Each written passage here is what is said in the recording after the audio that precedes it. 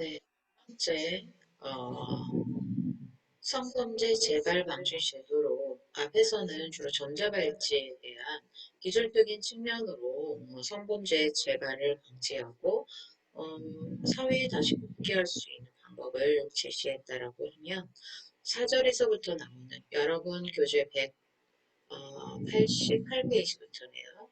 거기에 나오는 이 화학적 거세는 일종의 약물 투여 방법입니다. 좀 과하긴 한데 이거는 약물을 투여해서 비정상적인 성적 충동. 모든 사람들이 야동을 본다고 강간 범죄를 저지르지는 않고 N번방에 다 들어가지는 않습니다. 그래서 과도하게 비정상적인 거죠. 그런 성적 충동을 억제하기 위한 약물에 도움을 받는 겁니다. 약물 투여도 심리적, 도착적인이라는 도착, 너무 과한 그런 요구를 약화, 정상화시키는 제도의 하나입니다. 화학적 거세와 관련된 영상을 또 시청해 보시고 화학적 거세에 대한 개념 좀 더 있게 보도록 하겠습니다. 화학적 거세랑 관련된 영상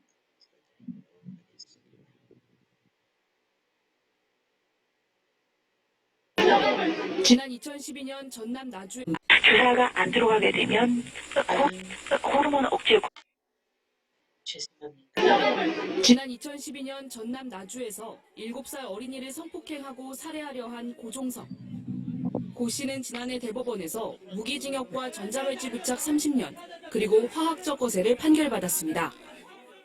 대법원은 약물 치료 명령이 불가피한 경우에 한하여 부과해야 한다는 엄격한 기준을 제시하면서 피고인에게 성폭력 행위에 대한 재범의 위험성이 있다고 판단한 원심을 수긍하였습니다. 화학적 거세는 약물을 투여해 성기능을 약화시키는 것으로 재범 위험성이 높은 성범죄자를 대상으로 시행됩니다. 성선 자극 호르몬 성분의 주사를 맞으면 일정 기간이 지난 뒤 남성 호르몬 분비를 자극하는 뇌부위가 무력해지고 이에 따라 생식기에서도 남성 호르몬 분비가 감소하게 되는 원리입니다. 하지만 화학적 거세에 대한 효과와 부작용에 대해 찬반 의견은 팽팽합니다. 찬성 쪽의 입장은 화학적 거세가 성범죄 재발 방지 효과가 높고 약물 투여를 중단하면 성기능 회복이 가능하다고 설명합니다.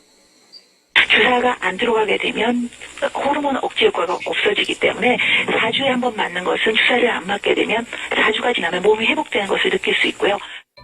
반면 본인의 의지 없이 받는 치료 행위는 인권 침해이며 부작용 우려도 있다는 의견도 있습니다. 치료 행위의 일종이라고 본다면 치료를 받는 사람의 사실은 의지가 중요한데 강제적으로 치료를 하게 되면은 이런 어떤 치료 효과라든지 이런 측면에서 원래 취지의 재범 방지 효과를 거두기 어렵다고 이렇게 판단을 하였습니다. 현재 헌법재판소에는 화학적 거세에 대한 위헌 법률 심판이 제청돼 심리가 진행 중입니다. 성범죄자의 화학적 거세에 대한 합의가 어떤 방향으로 모아질지 주목됩니다. YTN 사이언스 설달. 네, 화학적 거세에 관한 영상을 보셨습니다. 교재 188페이지 보시면서 같이 하시면 될 것 같고요. 연역 보겠습니다. 2011년 16세 미만의 사람을 대상으로 한 성범죄자에 대해서 화학적 거세를 실시했다가 2013년에는 모든 성폭력 범죄자를 대상으로 아까 보셨지만 감소 분배되지 않도록 화학적 약물을 투여하는 방법입니다. 치료 목적이라고 하기 때문에 동의가 필요한데 동의 없는 상태에서도 강제해서 인권 침해가 있다라는 인권위원회 과장이 이야기를 들으셨습니다. 여러분들 중에서 혹시 전자발찌나 화학적 거세에 대해서 발표를 준비하고 있는 친구들이 있다라고 하면 화학적 거세의 원리, 문제점, 그리고 대응 방안 내지는 보완책을 제시하는 방향으로 발표하시면 좋은 발표가 될 것으로 아까 영상을 좀 보셨는데요. 이거는 내하 수치, 남성 호르몬인 테스토스테론의 생성을 억제합니다. 그리고 일단 전문의의 상담이 필요하고요. 약물 치료 명령을 청구하게 됩니다. 그래서 면접과 심리를 거쳐 법원에서 치료 명령을 선고하게 됩니다. 치료 기간은 최대 15년입니다. 피청구자에 대한 요건입니다. 다시 말해서 화학적 거세를 시술받는 피청구자, 청구자는 보호해야겠죠. 피청구자의 요건은 성폭력 범죄자여야 합니다. 성도착증 환자여야 합니다. 아니면 아동 성폭행을 저지르는 소아 성기호증을 가지고 있는 사람, 아니면 성적 가증, 때리는 이런 성적 성병에 해당하는 사람들에 대해서 화학적 거세를 실시합니다. 또 다른 요건으로는 정신 성적으로 금고 이상의 형에 해당하고 전문의의 감정이 들어갑니다. 성적 이상, 자기 행위를 스스로 통제가 안 되어야 화학적 거세를 실시해야 됩니다. 그래서 여러분 교재 189페이지에도 피청구자 요건이 나와 있으니까요. 조금 더 자세하게 읽어보시기 바랍니다. 여기서 나오는 소아성 기호증, 성적 파악증 이런 용어에 대해서 조금 익숙해지는 게 여성과 범죄를 공부하는 목적이기도 합니다. 그리고 앞에서 말한 기준 이외에도 또 하나 재범, 성범죄를 다시 범할 위험성이 있다는 판단은 장기간 전자장치 등을 부착하라고 명령을 받았음에도 불구하고 재범 방지를 위해서 전자장치 이외에도 재범 방지, 국민보호 등을 위해서 추가적으로 화학적 거세도 가능하다.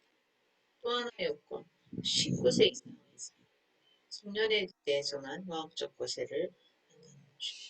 왜 약물을 투여하기 때문에 영구적 성기능에도 문제가 있을 수 있고 인권 침해 요소가 상당하기 때문에 19세 이상의 사람에게만 적용합니다. 이 화학적 것에 해당하는 사람의 준수사항입니다. 꼭 주거지에 상주해야 하고 본인의 생업에 종사해야 됩니다. 아주 성실하게 약물 치료를 받아야 하고요. 이건 호르몬 주사기 때문에 호르몬 수치, 다시 말하면 테스토스테론이라는 남성 호르몬이 감소하느냐 여부, 성욕이 억제되느냐 여부를 검사받아야 합니다. 주거가 변하거나 7일 이상 여행을 하게 되면 보호관찰관의 허가를 받아야 합니다.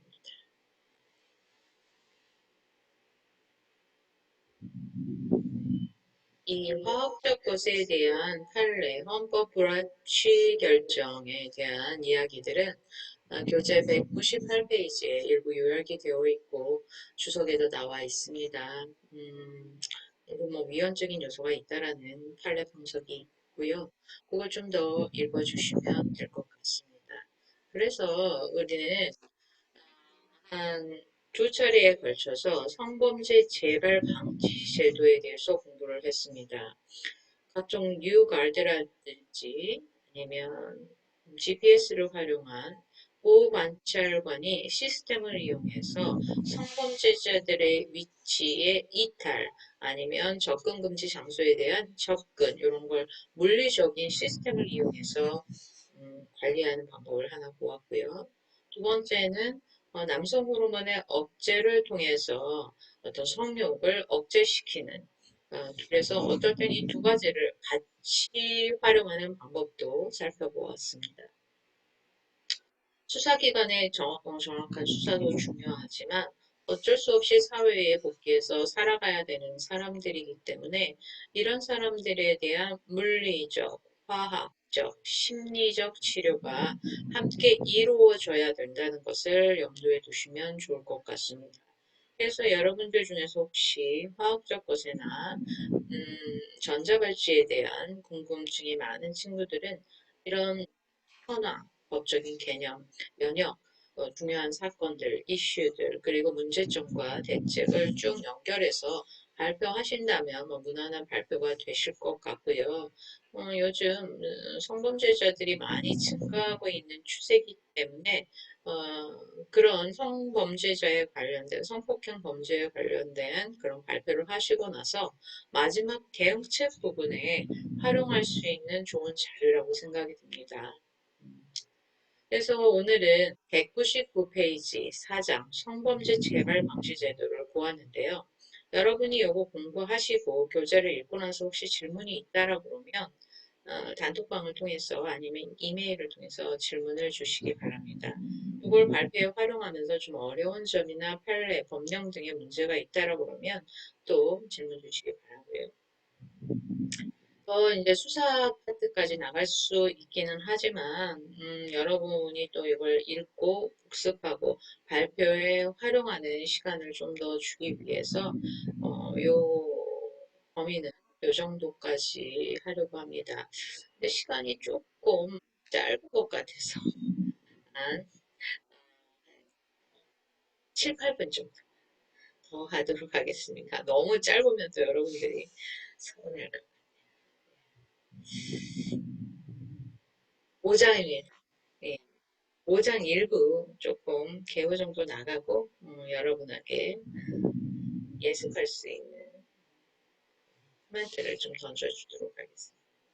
5장은 이제까지 여러분들이 성범죄, 특별법상의 성범죄 예방 대책까지 좀 보았는데 그럼 과연 나중에 이제 강퇴를 하고 싶어하는 친구들이 그리고 여러분들이 임용했을 때 성범죄에 대한 수사를 반드시 하게 되실 겁니다.